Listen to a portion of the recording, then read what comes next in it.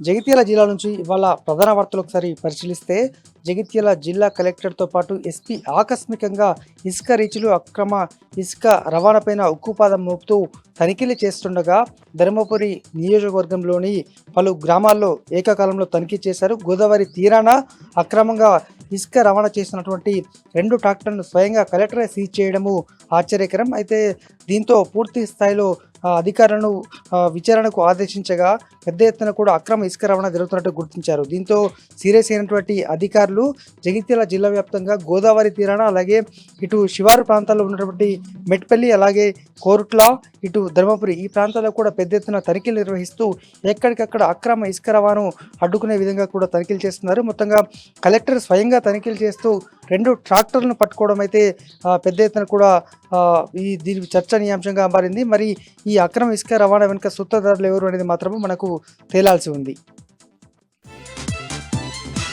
మరొక వార్త, జగిత్యాల జిల్లాలో నిన్న అర్ధరాత్రి దొంగతనం కలకలం రేపుతుంది.